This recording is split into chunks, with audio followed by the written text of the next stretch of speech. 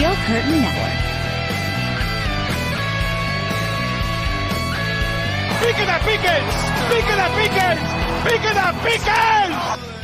Rudolph to Pickens. Rudolph to Pickens. There you go. I fixed it for you. The Steelers are, hey, it's a Christmas miracle. It's a Festivus miracle, folks. The Steelers break their 3-game losing streak, beating the Cincinnati Bengals at Acrisure Stadium 34-11. They sweep the season series with the Cincinnati Bengals. And doing this, as always, the postgame show. Dave Schofield and Bryan Davis. Dave, what's up? How's it going? It's going, but before we get too many people in here, I guess I have to be a man of my word. Bryan and I kind of signed up Bryan for something without him doing it. But Jeff, did you listen to Last Minute Thoughts this morning all the way to the end? No, I had it playing in the background as I was helping clean up. We were running all over the place today, so I didn't get to. I didn't listen. To okay, because this is what I said. Bryan and we both picked the Steelers to lose. If the Steelers win this game, then everyone needs to tune in to the post-game show, because Bryan and we will bring you our own version of Christmas caroling. We must sing you a Christmas song. We are men of our word. So we're going to do this. So to bust this out, we can't sing it at the same time because of the delay. So we got to go back and forth. Sorry, I can't bust into my harmonies. But Bryan and instead, we're going to bring you one of the greatest Christmas songs of all time. You ready for this, Bad? Yes, I am. No, I did not sign up for it, but I trust Dave. So one of the things that I have no problem doing is singing on the show. So anything Dave Schofield's going to ask of me, I'm probably going to do. All right, so here we go. It's Christmas time. Oh, God. There's no need to be afraid. At Christmas time, we let in light and we banish shade. And in our world of plenty, we can spread a smile of joy. Throw your arms around the world at Christmas time. But say a prayer. Pray for the other ones. At Christmas time, it's hard, but when you're having fun. There's a world outside your window. It's a world of dread and fear, where the only water flowing is the bitter sting of tears. And the Christmas bells that ring there are the clanging chimes of doom. Well, tonight, thank God it's them instead of you. How'd you get the Bono part? And there won't be snow in Africa this Christmas time. The greatest gift they'll get this year is life. Where nothing ever grows, no rain nor rivers flow. Take it in. Do they know it's Christmas time at all? And we are men of our word. We are ready for Christmas because the Steelers gave us a phenomenal gift today. Let's go. I wish you would have said something before you went and broke into song. I would have said, like, hey, if we can get $10 real quick, they won't sing the song. I bet we would have gotten the money real fast. Like, really fast. We scared Jeff's mom. Yeah, I know. She's probably mad that I didn't sing, but that's fine. So here's the thing. Instead of doing knee-jerk reaction to the game, let's address the elephant in the room right now. It is the question that we're going to get asked 50,000 times in this postgame podcast. Who starts next week? If Kenny is healthy, who starts next week? Dave, what do you say? I think, well, we had our nice little Rudolph the Red-Nosed Reindeer. I think it's time for Rudolph's shiny New Year's Eve. Oh, okay. Unless Kenny is back in one, that you don't have to rush Kenny now. You have the luxury that you could say, hey, Ken, you could even say Kenny's back enough that we're going to have him as the backup. We'll have Mitch be the number 3. And then that way he's there if you need him. But I don't know that they will, but they can. And that's a really great place to be. Bryan, do you agree or disagree? I actually go with Kenny Pickett, so I'm going to disagree. I think you go back to the guy that is 10-4 as a starter, and that's what you do. But that also sets up a really bad situation. This is you need to have a backup quarterback to be able to come in these situations, but this is not a quarterback controversy whatsoever. I'm going to dive into this way more on Monday's Let's Ride. Yes, I'm going to do a podcast for Monday, but still, it's going to be essentially talking about how all these Steeler fans have said, like, this offseason they need a veteran that can compete with Kenny and, is capable and all this stuff. Maybe that guy's already on the roster. I mean, when you think about it, Mason Rudolph, has he ever really been given a good chance outside of 2019? Dave, would you say that he's been given a fair shot after 2019, which, by the way, post-concussion Mason was never the same? Yeah. Yeah, I said in the preview that after the Earl Thomas, that was just different. Yeah. Has he ever been giving a chance since 2019? I'm Yes. going to say no. But Mason Rudolph is at a different point of his career in 2023 versus 2019. You're like, well, it's only 4 years. He was a young guy in 2019. Think about that. That was what, his second season? He was drafted in 2018. Yep. So you come in, here's your chance. You don't, you're wanting to build your resume as an NFL quarterback. You don't want to blow it. You want to take care of the ball. You might think twice before taking the big chance. This is 4 years later, and the guy couldn't get a contract in the offseason anywhere. So he comes back to be the number 3 in Pittsburgh, and he gets a shot, and he goes for it. Just like we talked about in the preview. Just go for it. This might be his last opportunity. Go for it. And he did. He seemed like a more confident player, one that needs to trust himself that he deserves to be an NFL quarterback, not one that's trying to show that he can get there like it was 4 years ago. So to me, I don't think that he had, because a lot of people are like, Mason is who he is. We've already seen who he is. So many people, even still this week, we already knows what he is from a while ago. Even Ramon Foster said that. We already know who Mason Rudolph is. You know what you're going to get. No, you didn't. Not this time. Yes, he had that game that Bad was in the stadium for when it was a tie. He found out the night before he was starting that game. He prepped this week, and the last time Mason Rudolph had a week of prep, he should have taken down the Cleveland Browns in week 17 with the Steelers playing nobody. No Roethlisberger. They didn't even make the trip. And that's the last time he actually had played a game that he prepped for, and he played well in that game too. So I think Mason Rudolph didn't really get the shot he should have at least been given the shot to show he was number 2. And I think he proved that by a mile today. I agree with that. Bryan, anything to say? Yeah, I really need to say this. Look, we have seen this time and time again, and I'm going to go back to earlier in the season when everybody is talking about how the Pittsburgh Steelers made a mistake by not keeping Josh Dobbs. Josh Dobbs had his little run and came in, and then true colors come shining through. I hope that doesn't happen with Mason. I am sure Mason is going to, if he does start next week, I'm going to be 100% behind him. I'm behind the pilot, whoever is flying my plane. And I'm hoping that the best possible choice to win for the Pittsburgh Steelers is there next week. However, we see this with backup quarterbacks coming in where you don't have tape on them, when you don't see a lot about these guys, where they thrive the first week and maybe beginning of the second week, and then they fall back down to earth. So I don't know the right answer, but I'm telling you what I think they're going to do. I think if Pickett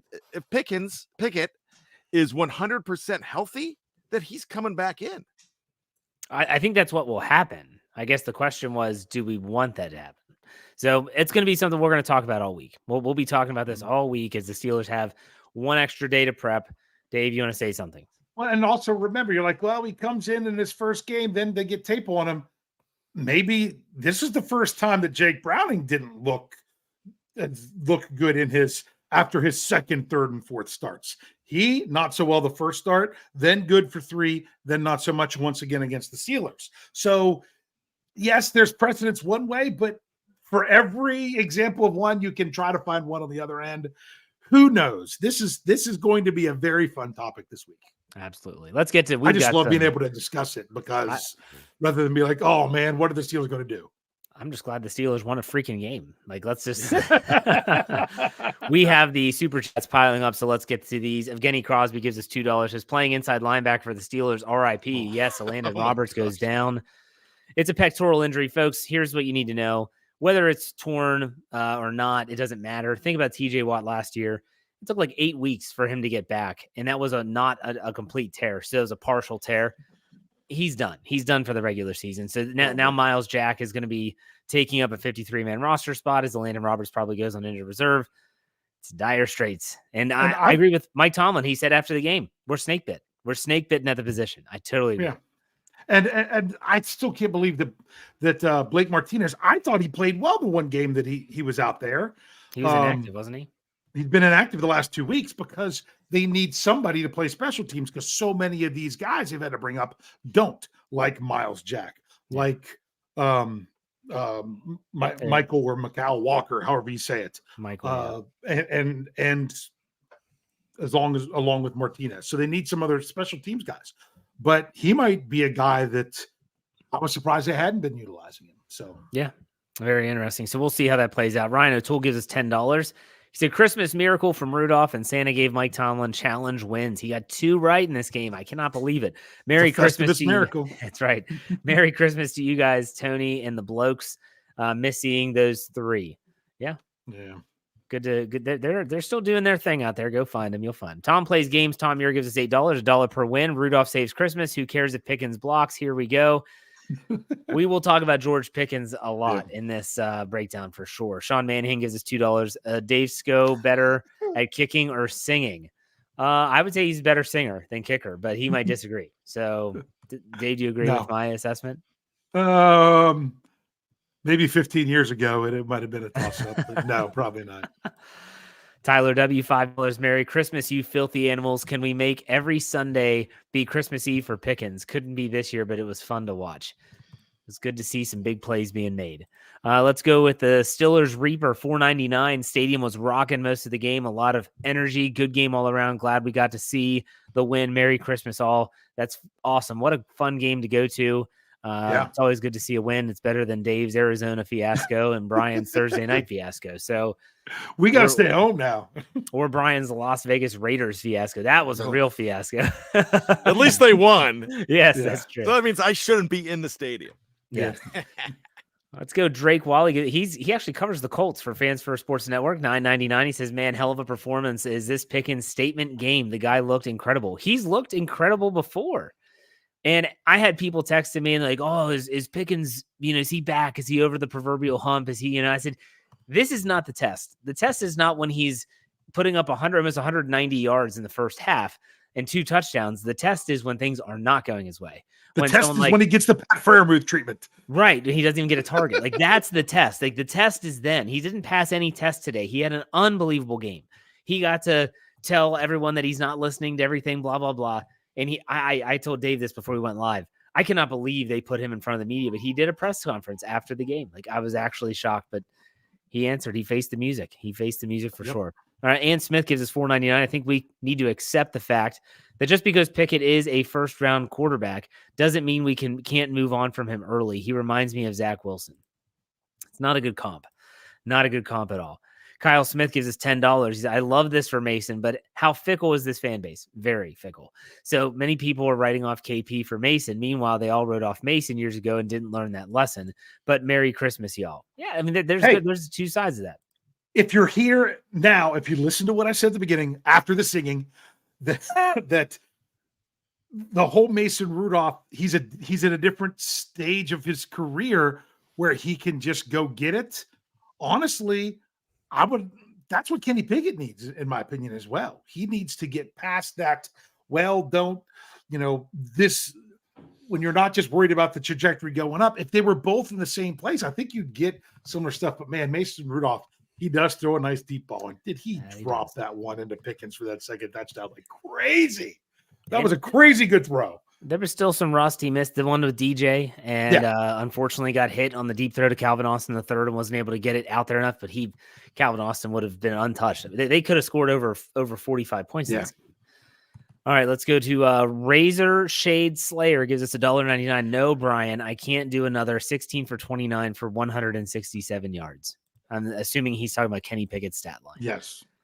Nathan Bowley gives us $2. Said unless Kenny is 100%, you ride with the hot hand. I think that's probably going to be the sentiment amongst the fan base heading into this week. Ant Smith again, $4.99. There's going to be a lot of coaches, front office guys, and players that will lose before we realize Pickett just ain't the guy. Yeah. And it's true. You're not alone. And there's a lot of people that are saying the same exact thing. Andre Coleman gives us $5. I owe Mason Rudolph an apology, even though I didn't say anything bad about him. I love it. Thank you for the tip. We appreciate it. That's a good one. Drake Wally again, $4.99, says Rudolph looked good and composed. Very efficient in that offense tonight. Not sure how it goes from here, but Rudolph should be happy as hell. When you listen to the post-game press conference on the field with Catherine Tappan, gotta love Catherine Tappan. But anyways, he was so grateful. Like when she was talking to him, he said, I just am so like, he probably never thought he was going to get this opportunity again. And for him to get the opportunity and to cash in on it, to do the anti-Mitch Trubisky, it's pretty special. Yeah. Evgeny Crosby he will have a contract from somewhere, if not Pittsburgh in the offseason. I would imagine. Hopefully Pittsburgh. I would imagine. I think it's Pittsburgh. Evgeny Crosby, $2. Can't stress enough how much Mitch Trubisky sucks. It's not good. Ant Smith again, man. Thank you so much for all the tips. He gives $9.99. He said Mason's pocket presence and pocket awareness was A+ tonight. First time on third down, I had confidence all season. Mason has to finish the rest of the season as a starter and Pickett the QB2 right. Well, like I said, we'll be debating this for a long time. Justin Gall, $9.99. What a refreshing victory. Vindication for many like Rudolph, Pickens, Tomlin, but I'm going to miss Mason Cole. I'm not going to miss. I think he should say I'm not going to miss Mason Cole and Presley Harvin next year because I don't think either of them did very well, but that was a rough go of it for both of those guys. Cody Combs gives us $4.99, says there was never a competition. Steelers botched the quarterback decision and paid for it the last 2 years. Go Steelers. Dave MK gives us $4.99. I got it. All right, go for it. I got the next one from him. Mason Rudolph is the best quarterback we have stats-wise by far based on the entire body of work. Yeah, what was that? The best quarterback game for the Steelers since 2020 or something like that? It's something like incredible. Depends on what you're talking about. Yeah. Andrew Palladino, $9.99. Rudolph needs to be the guy the rest of the way. It shouldn't even be a discussion. It's not only justice for him, but justice for the team. They deserve it as much as Rudolph does. A lot of guys that were really rallying around him after the game. Mason Rudolph, this guy's been through a lot. Kudos to him. So, yeah. All right. And then last one here. Master P gives us $1.99. Mitch Trubisky. Thank you very much for the tip. We appreciate it. All right. Let's break this down. Hey, let's do this a little different. We went off the rails a little bit last week, and I think it was okay. We didn't break down the box score verbatim like we do oftentimes. Let's talk about the quarterback play. We'll read Mason Rudolph's stat line because I think it's worth reading. He's 17 of 27 for 290 yards, a 10.7 yard average, 2 touchdowns, no picks. He was sacked 1 time for 6 yards, 124 rating, and quarterback hits. Cincinnati only had 3. Kudos to the offensive line. I thought they had a great game. Dave, they ran the ball well. I thought I thought they did much better run blocking than pass blocking. I felt there were times where Rudolph had some pressure on him quicker than he should have, if that makes any sense. So I would say that their run blocking they did well, but it was better than their pass blocking. Brian, what's your talk? We'll just do offensive line right now. Sorry. Yeah, it's okay. We'll just do offensive line. Brian, what's your take? Solid. And that's sure, you're not going to get a perfect performance, but when you score 34 points and the defense does not contribute by getting into the end zone or a safety or anything like that, and the 34 points is on the offense, you've got to feel pretty good about that. I just thought it was fantastic that the offense was able to convert. He talked about third downs. They didn't have a 3 and out, I don't think, until the second half, didn't they, Dave? Yeah, I'm pretty sure of that. I think they just had was it just the one? Well, technically the one where they got the ball and Jaylen Warren fell down and Rudolph managed to get it out of the end zone, which was a nice play by him there. One more thing about the offensive line, I will say, leaps and bounds, night and day, better than last week. Last week was probably the low form for the season, and this was just infinitely better. I agree. Let's is there anything you want to, Brian, we'll start with you. Is there anything about Mason Rudolph that we haven't talked about yet that you want to bring up? No, everybody's talking about poise. Yeah, he had it. I loved him in this game. I loved what he can do.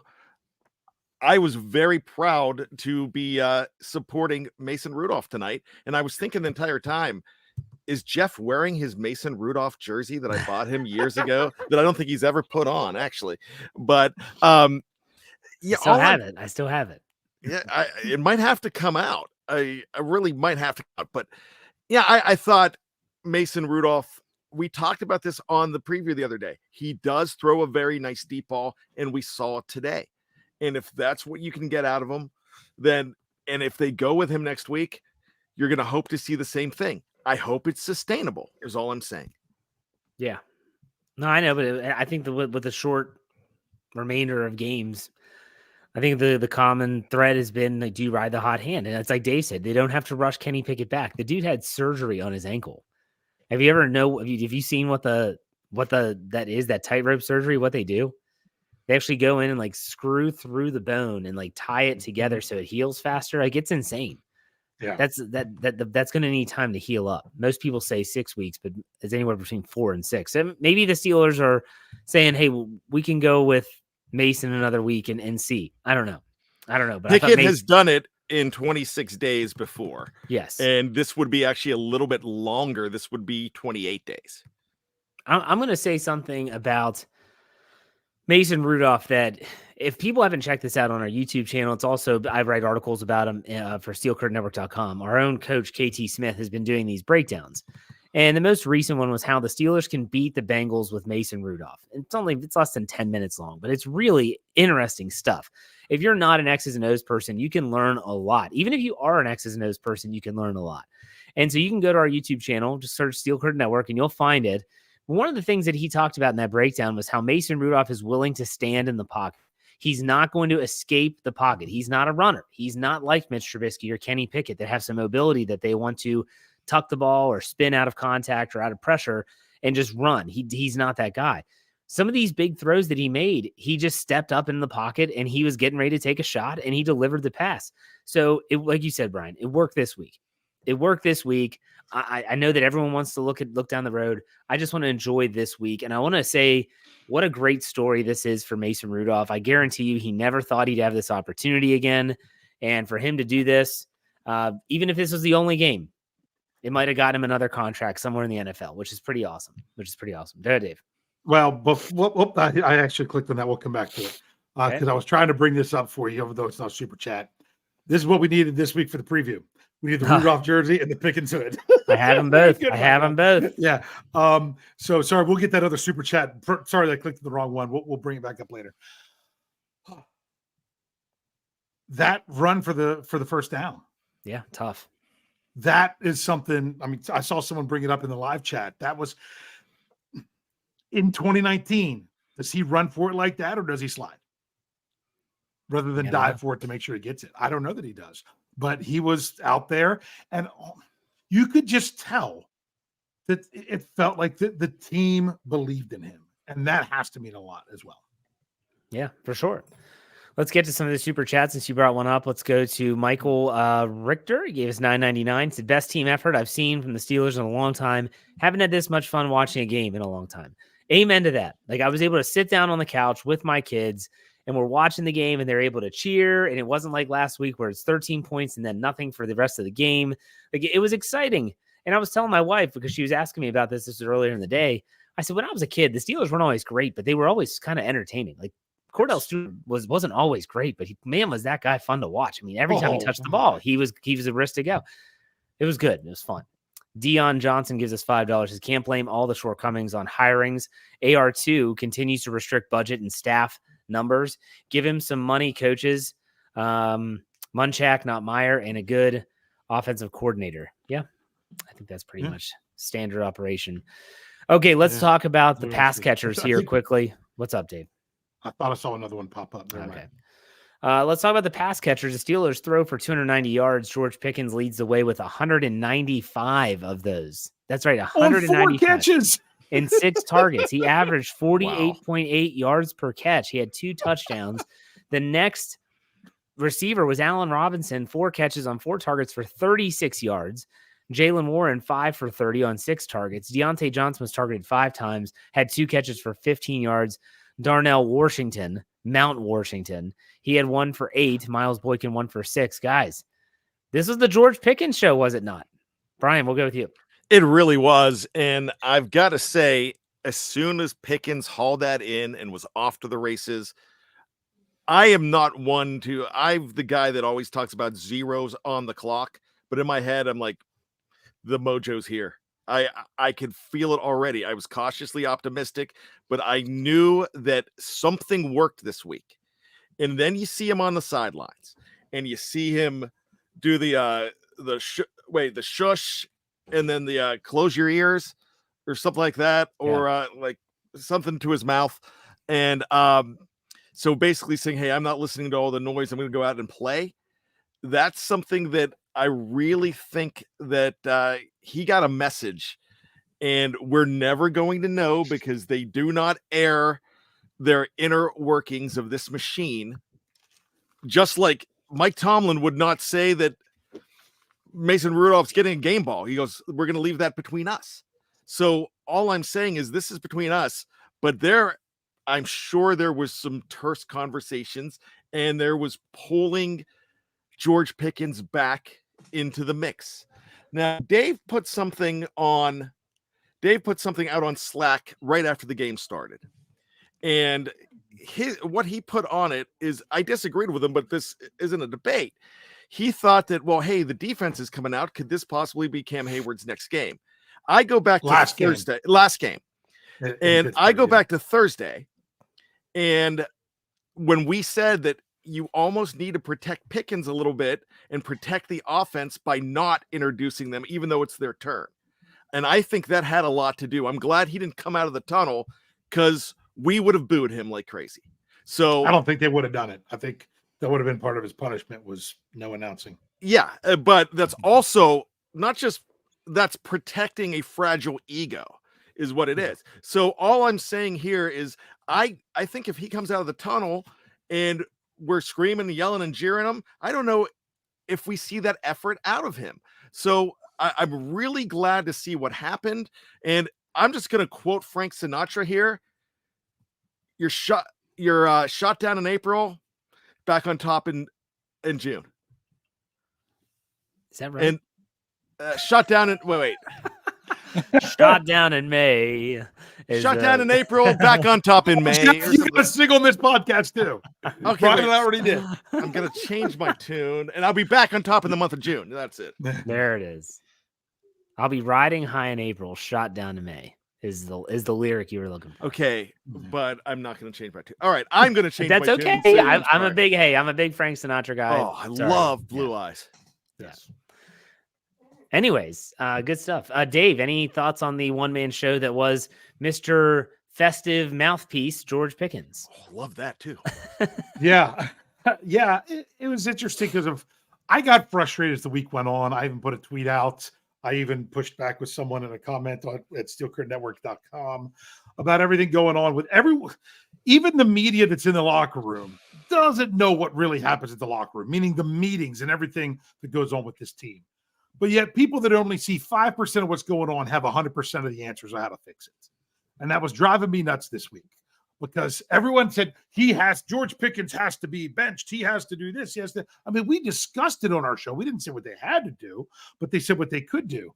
But just because we don't see what happens doesn't mean that there weren't consequences to what happened with George Pickens last week. Just because we don't see it doesn't mean that it didn't happen.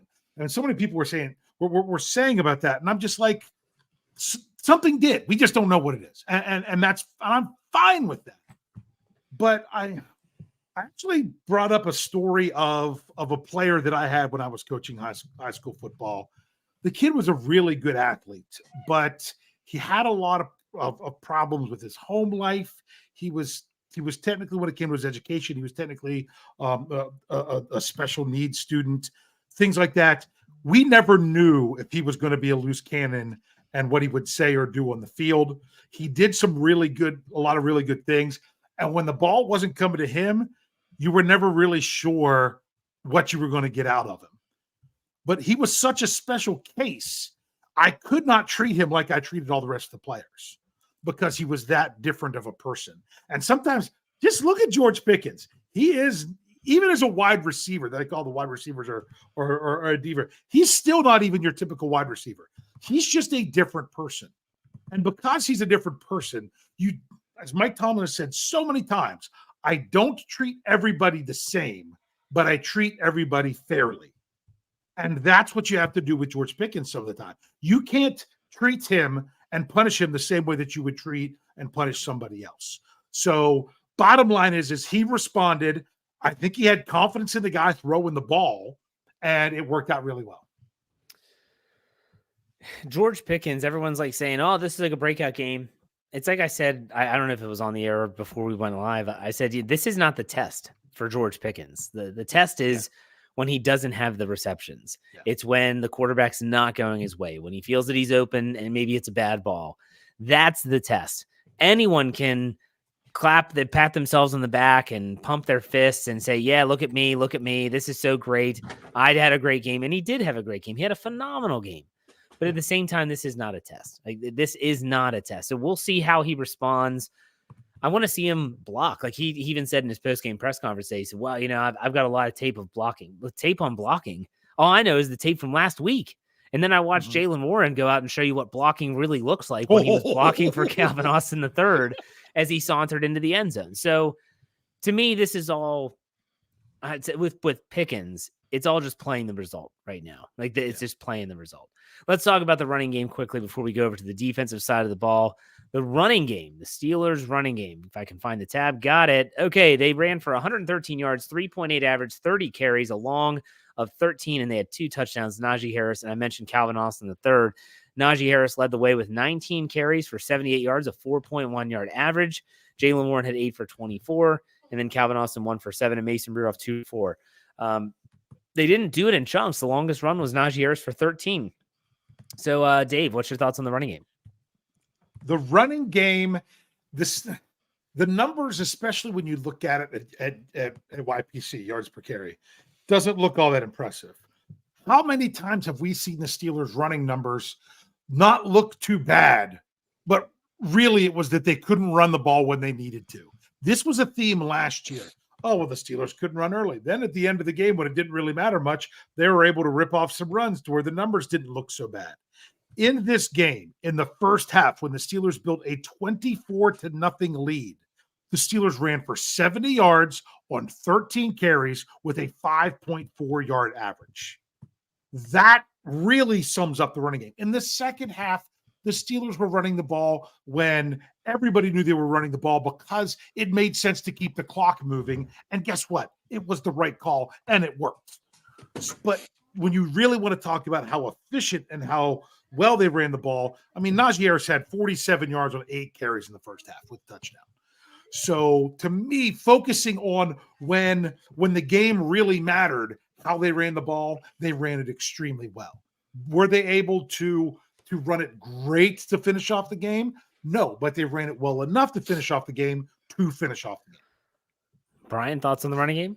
It was so complementary to the entire game plan, and it's so important. And I know we don't look at this as a stat when we're just talking about the running game, but when you look at the running backs and you see how valuable they are, especially Jaylen Warren catching the ball out of the backfield, I knew right away that this was going to be a good day running the football too, even though it wasn't gaudy numbers. If you go back to the preview the other day, the over-under that we had was 120, and I took the under, and it was 113, and that's probably the only one that I got right. But all I'm going to say is you could win running the football that way when you're doing it at the right time and when you're playing all 3 phases of the game. And as a running back, both 3 phases of the game as a running back, that's blocking, and we saw an amazing block by Jaylen Warren. We catching the ball out of the backfield and rushing the football. Well, I just said a couple of minutes ago, I knew that they were going to be okay running when I saw Najee Harris's first carry that looked like a 3-yarder that ended up being 6 because he was moving the pile again. He was absolutely energized. Something happened in that locker room. I don't know whether it was players only. I don't know what it was, but there was a lot of talk over the last 7 days from Saturday to Saturday, and everybody was fired up. And that running game is a heart and soul of this offense right now. No matter, I mean, George Pickens can have an amazing game and he's important, but that running game helped set that entire thing up. I got to put this on the screen. We have a Bengals fan in the house. Cincy Fan Flyer says blind squirrels find nuts too, laughing, crying emoji, and then Poopsburg, but uses a different word. Well, technically guess what? 2-0, baby. That's 2 nuts. No, it's not 2 nuts. The analogy you're looking for is that a broken clock is right twice a day, because really we beat y'all twice this year. So there you go. You just had it wrong. It's not blind squirrel finds a nut. It's that a broken clock is right twice a day. And the sun shines on a dog's butt every once in a while. That's true. Steelers playing well in the division. All right. Thomas Edie's gave us $2. Says, love the deep passes. I just like him taking shots. All right. We're going to take a quick break. When we come back after this break, which, by the way, if you're watching live on Facebook, YouTube, or Twitter, we're not going anywhere. When we come back, we'll talk about the defense and we'll wrap things up. So we'll be right back after this break.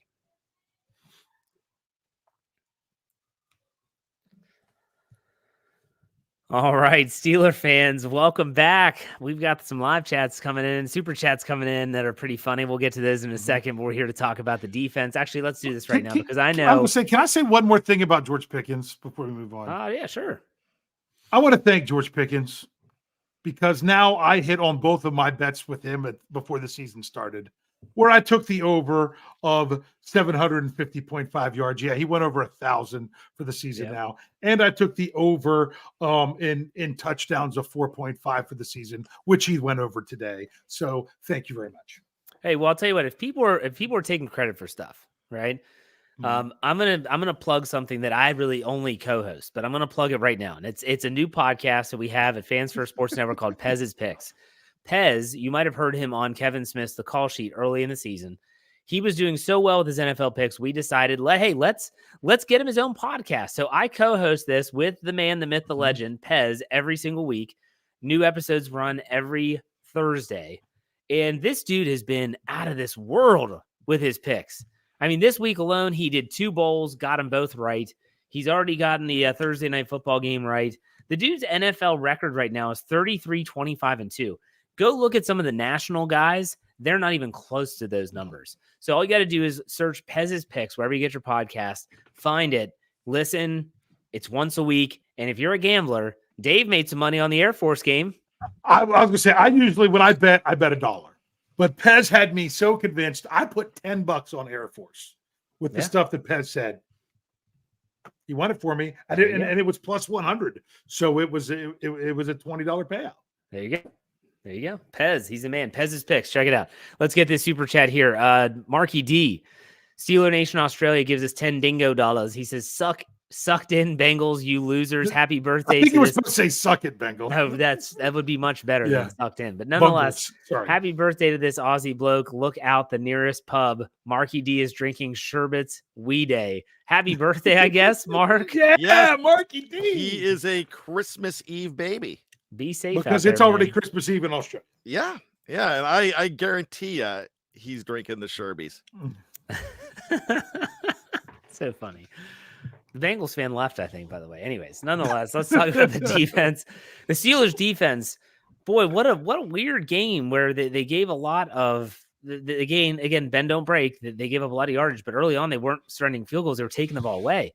You know, Dave on his Stat Geek podcast, who always looks at where teams rank and things like that, the Bengals had not been turning the ball over. Tied for first in the NFL. They gave it away 3 times. And on top of that, there were 2 key turnover on downs, which I know those don't technically count as turnovers.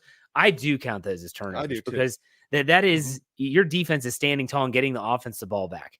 So let's first start talking about this makeshift defense. I mean, you had Patrick Peterson at safety, Miles Jack, Eric Rowe, and Miles Jack gets a sack, Eric Rowe with an interception. What did y'all think about this defense, Bryan? We'll start with you. Well, I was bummed that Miles Jack dropped the interception too, because that could have been all 3 guys getting picks that were moved around.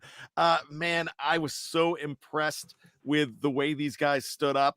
I was so much less worried when I found out that Patrick Peterson was going to be moving to safety, because we thought this, the three of us actually thought this when he was signed, that he is not going to be a corner for long in Pittsburgh. We can see him be here, extend his career a la Rod Woodson when Rod went to Baltimore, and then, subsequently in San Francisco and then Oakland. So he stayed a lot longer being a safety. I think that fits his game right now. Eric Rowe did a great job as well. I mean, he did get beat once. I get that. But no, for makeshift, when you come into a game, and we see this all the time with the Steelers, especially when offensive linemen are down on the other end, and we expect, TJ Watt to have 17 sacks in that game. And the Steelers get shut out. And we're like, they have a 4-string OT out there, and they step up. Well, this is what happened finally for the Pittsburgh Steelers. They were beaten and battered. They lost 4 safeties. 4 safeties. And they were able to only give up 1 touchdown to a team that's been lightening up lately. Yeah. Dave, thoughts on the defense?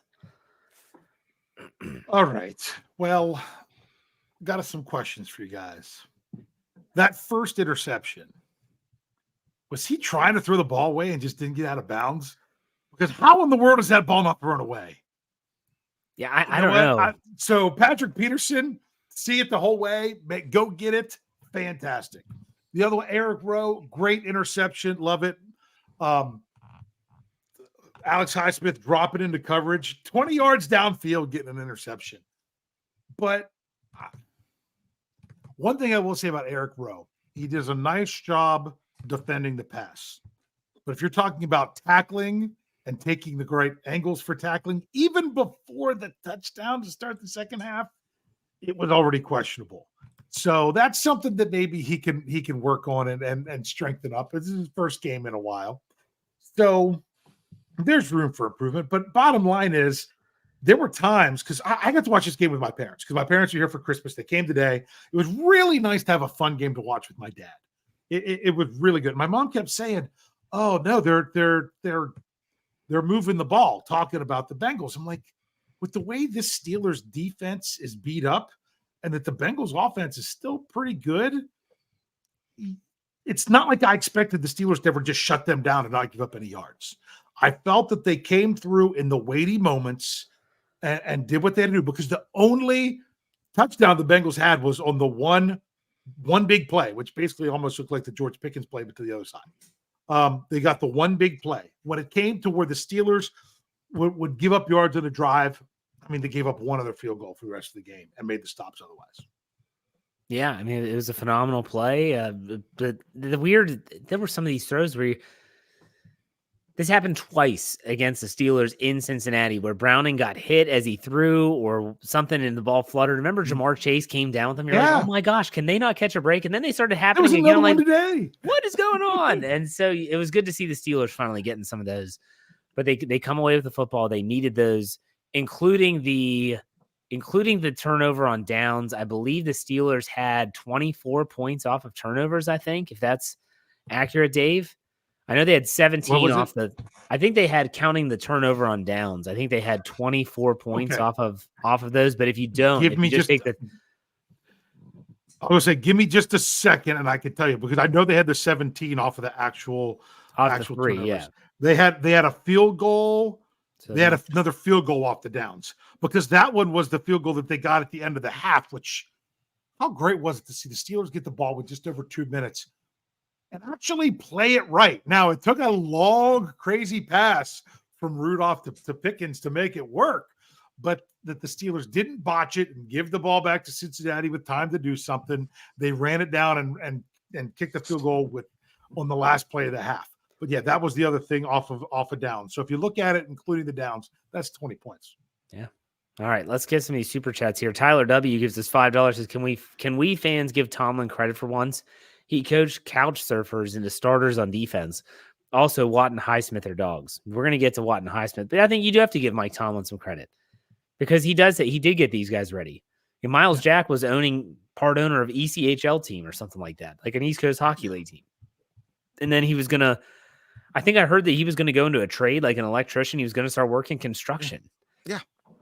And so then the Steelers call and he goes, "Yeah, I'll come in." And he's got to get in shape. I don't know. Ryan O'Toole gives us $5. Maybe Mike Tomlin forgot he could unleash hell at the beginning of December. Sure would be nice to get a couple of those just one of those 2-win games back. Yeah. But nonetheless, the Steelers find a way. Let's talk a little bit about specifics here. Steelers hold the Bengals to 59 yards rushing. Joe Mixon 11 for 43. Jake Browning had 28 completions on 42 attempts, 335 yards, 8-yard average, 1 touchdown, 3 interceptions. He has sacked 3 times, a rating of 69.0, and the Steelers had 8 quarterback hits.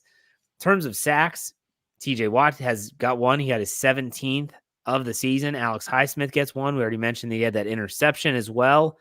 And Miles Jack, he comes up big and makes a big play. Anything else you want to say about the defense, Brian? I mean, it's crazy. They stepped up. You even had a near sack by Isaiah Loudermilk in this game very early on. He was the one that made that pass flutter, and they still caught it. Yeah. But the whole time I'm looking at Browning and thinking, all right, he's not right.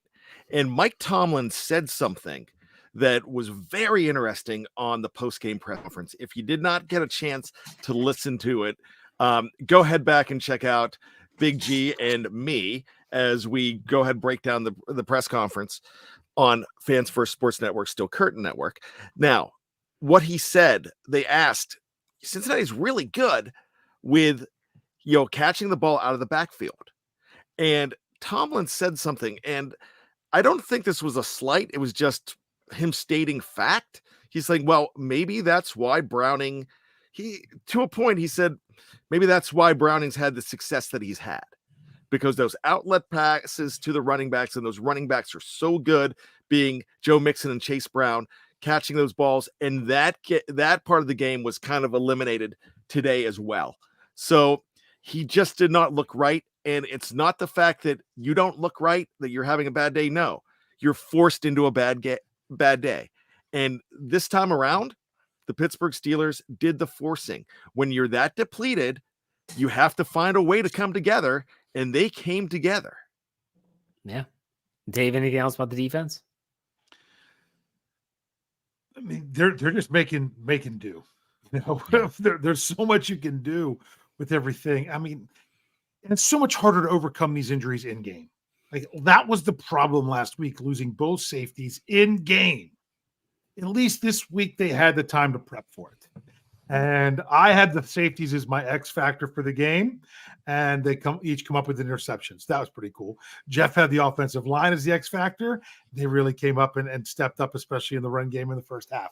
So these were things that kind of played out this way. But for Miles Jack now, he's just got to come into practice this week thinking he's the guy, and they got to see what they can do. I mean, we don't have anything official on Elaine and Robert yet, unless something's come out while we've been on the show. But it's really hard to continue to say next man up. I mean, so much so that Mike Tomlin has even said it. But just you've got to be able to do enough. What's so great with this defense today was that they had an offense that could actually that could have scored points along with a high-scoring team. So therefore, the defense, every stop you got was a bonus towards the win, not we've got to do this because the offense can't. And that's a whole different way to play the game. The defense, I mean, like you said, they're making something out of nothing, really. Like, that's what it comes down to. And, who knows how long it'll last, but it worked in this game. I do want to talk about the special teams because I thought Presley Harvin had a horrible game. Again, he's got to be on your loser list, Jeff. And he's normally good at Acrisure Stadium. He's normally good at home. But some of these kicks, I mean, guys, are they just going to wait until the offseason? Are they just bring in competition again? Like, what's your thoughts, Brian? Yeah, I think it's the experiment is probably over now.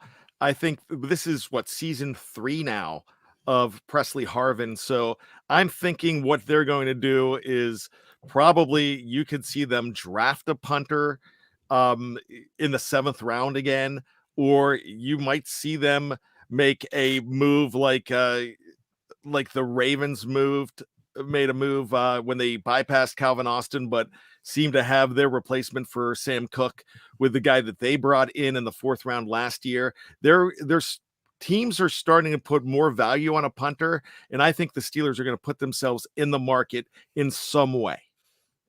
Dave, thoughts on the punter? Well, I don't think they're going to change it this year because of not because of his punting, but because of his holding. Oh yeah, this is next year. That's why nothing happens. I know, and I assume that's what you meant as well, Brian. But I know some people are wanting to talk to him now because you've got the kid that was San Diego State that was with the Bills and had the accusations, and now he's been sexual harassment and rape Is allegations. It Garza or Ariza? Yeah, Matt Ariza. He's completely, but even the civil suit is gone, and he actually, part of the agreement, he wouldn't countersue except he's allowed to sue their lawyer because apparently it was, I don't know the ins and outs, but bottom line is he has the opportunity to come back. Like, some people were calling for him already, maybe in the offseason or something through the draft, anything else. I felt like the Steelers actually had a legitimate punting competition last year, and Presley Harvin won it. But it's just, once again, deteriorated over the course of the season. He's a super nice guy. I really wish he would punt well. I want him to punt well so bad. It just didn't happen for the last several weeks. Yeah, that's a good point. Let's get these super chats here before we forget. Brandon Diaz gives us $1.99. Just tuning in. How about that Mason run? We did mention it. Tough run. Tyler W, $2. How did the league let Porter fall to 32? Big day. What's your thoughts on Joey Porter Jr.? Brian, we'll start with you. He gets kind of handsy at times, but I didn't know. You live by the sword, you die by the sword, and there's a lot more living and a lot less dying with number 24, Joey Porter Jr. I love this guy. How did he drop? Well, you know what? We get narratives all the time in that 2 weeks, 1 week, everything changes. You have talking heads throwing out who they think looks good, who they think's bad, but those teams make those decisions a long time before that. And believe it or not, they're not listening to any of us. The teams aren't tuning in to Andrew Wilbar to see what his grade is. Now, we believe in his grade and we love what he does, but they're not calling up Mel Kiper and said, hey, when's your latest report coming out? And when these guys drop, we're all expecting it, and we're not expecting it. We're like, wow, he dropped. No, at this point, this is what the Steelers valued at that spot. They realized that they valued the offensive tackle just a little bit more. That's why they traded up to get him. And they knew that there's a possibility that he could last because there's good scouting. Not only, even though Mike Tomlin will say, hey, we don't look at what other teams are doing, we don't look at their draft boards, they know what's going on. They know what other teams are looking at. They know who's in the market for what. That's why teams make trades. That's why Bill Belichick had no problem picking up the phone. One, because he figured his guy, the corner, was still going to be there. And he figured, hey, I could screw the Jets. I love screwing the Jets. And that's exactly what happened in this situation. Then when there was no doubt, teams are going after Pittsburgh like crazy. Omar Khan's number was ringing off the hook. And you know why? Because teams said, okay, Joey Porter Jr. is there. Everybody knew it was going to happen. People wanted Pittsburgh to trade that pick. I'm thinking, just take JPJ. And they did, and they knew exactly what they had. They knew as soon as that night ended and that 31st pick was made, they knew that Joey Porter Jr. was going to be their guy the next day. And so that's why he fell, because other teams valued things a little bit more. Dave, thoughts on JPJ? Yeah, you're right about the hands. I didn't actually see. I thought the hold they called on him that they said was early in the route, I thought was kind of ticky-tack. I do feel that would be in a normal circumstance a potential pass interference call on 4th down in the end zone, but not after they didn't call the one on Mike Hilton against Calvin Austin on the underthrown ball. They had the officials that established they were not going to call some, more of they weren't going to call minor contact in that regard. And honestly, for the one in the end zone on Porter, he at least contacted the guy, but had his head turned, back towards the ball whenever it was coming in. So I think he's playing well. So many times, I mean, the announcers kept pointing out that when were they throwing it to T. Higgins when the Steelers were in zone and it wasn't Porter sticking with it. Yep. I think he's a guy that you could already get the feeling that he could take the best defender, the best receiver on the other team if the Steelers are in man-to-man. Yeah, I think I think you're right, 100%. Let's go. Let's get the super chat here. Steeler D gives us $4.99. See, great news. Chargers are up 10-0 on the Bills. It's now 10-7. Bills scored. Yeah. Can it really happen again? Can we get all the losses we need to get back in the playoff spot? We'll see. We'll see. How it plays know what's going to happen?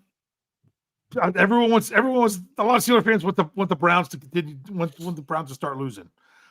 But really, if the Steelers want to try to move into that spot, Joe Flacco's got to come through. You're rooting tomorrow and beat Houston. And remember having a count on Joe Flacco last year in the last week of the season, how that turned out. So there goes my final thoughts. Sorry. Well, let's go ahead and do that now. Let's do that now, Bryan. You talk. Go ahead. All right. This is something that you've never heard before, but fans, with the Steelers, and they are back. They're still in the bubble right now. Currently, they are number 9. The Bills are number 8. But this is not, their game is still being contested. They are down by 3 points right now, but it's still very early in that game. But tomorrow, you have to do the unthinkable. And I know what some of you are about to say to me. Some of you are going to say, no, I'm never rooting for Joe Flacco. I'm never rooting for the Cleveland Browns. I'll never do it. Guess what? You have to. Because the Texans need to lose. Tomorrow, you're rooting for the Falcons because the Colts need to lose. Just like you're rooting for the Chargers right now because the Bills need to lose. If you have to root for a team that you hate because it helps you, then you root for the Cleveland Browns. That's what you've got to do. I know it feels dirty. I know you're not going to be wearing brown and orange. I know you're not going to put it in your Christmas card. I know you're not going to spout off to your friends on Facebook, but deep down, you're going to get some eye black and not put it under your eyes. You're going to put it over your eyebrows and have the unibrow because you need Joe Flacco to win tomorrow. Good stuff. Dave, final thoughts. It's so nice to talk about the Steelers in a way that I feel like the fan base can now say, hey, if somehow they squeezed into the postseason, it's not going to be that, oh, why even care? I said it before. I'll continue to say it. All you have to do is get in and anything can happen. But even if you get in and don't win again this year, which I know there's plenty of people, how many playoff wins in so many years and all that. And you're right. You're not incorrect with those numbers. But even if the Steelers get into the playoffs but don't win a game, with so many young players, it will give you valuable experience to move into the next season. So that's another thing to remember for some people like, oh, why even bother to get in if you're going to lose? There's that. But all this comes down to the Steelers, they still got to take care of their business the rest of the way. They really do. And I know that it's that now we can already turn the page towards next week, and they got to go to a place where it's difficult to win on the road. In where am I saying? Seattle. Sorry. Yep. In Seattle. But you got to remember, in the first week of the season, the Rams put a hurting on Seattle in Seattle. They've dropped some games, but a lot of those were, NFC West games. Bottom line is the Steelers have to play well and take care of their own business. So, yeah, we can look at how games are playing out tomorrow and what could line up the best for the Steelers. I'm just happy that we can do that because this team came out and their offense looked like the most competent offense I'd seen in such a long time. And I actually gained my confidence in this team throughout everything. I was worried again because the Steelers scored their second touchdown to go up 14-0, less than a minute into the second quarter. They did that last week. Instead, it was 13-0 because Boz had a missed extra point. And that's all they got. And it all fell apart from there. This week, they finished the job. So now all they have to do, one game at a time, worry about Seattle. Everything else will play out how it plays out. And the biggest thing is to go out, play hard, and be the best team they can be. But more than anything, it's nice to have a good feeling, especially this time of year. Merry Christmas and happy holidays to all of you out there listening. Whatever you celebrate, I hope you have a great time. And as I said on Stat Geek, if this is a rough time of year for you because of various things and loss and whatnot, that I hope you can still find comfort in some way, whether it's just that the Steelers won or whatever it is that you can do. So our very best to all of you and yours. Yeah, if you're someone that likes to still listen to all the podcasts, even though the holidays are here, tomorrow morning you'll have a Winners and Losers podcast, much shorter than my normal podcast. And yes, I'll even have Let's Ride for you on Monday morning. It'll also be a shorter show, but nonetheless, I'll have it there. You can listen to it whenever you want. Brian's Bad Language will be there on Monday, and we'll have The Hangover on Tuesday, right, Brian? Yeah, so we are going to have The Fix on that's usually Tuesday at noon. We're going to have that Monday night if you want to go ahead and check out that show. The Hangover will be it'll go live on YouTube around 5 o'clock on Tuesday. Then you'll get the Scobro show. But before that, you'll have Here We Go with Kevin and myself. And so it's going to be it's going to be back to normal, but it's going to be mixed up a little bit. But you also have a Mike Tomlin press conference right around 1 o'clock on Tuesday. So there's going to be so much that you need to learn about your black and gold going into week 17. And you get to do it here at Fans First Sport Steel Curtain Network. Did you get that? I think so, yeah. Fans First. Fans First Steel Curtain Network. No, Fans first. There was an apostrophe. He put the possession on it. He did all right. Yeah. Got that apostrophe S in there. There you go. All right, folks, that does it for us. We'll be back next Sunday. They play on Sunday next week, don't they? Finally, another Sunday. Yeah, not 1 o'clock because God intended. It's That's right. New Year's We'll Eve. be back next Sunday on New Year's Eve. Take it easy, everyone. We'll see you next time. Go Steelers.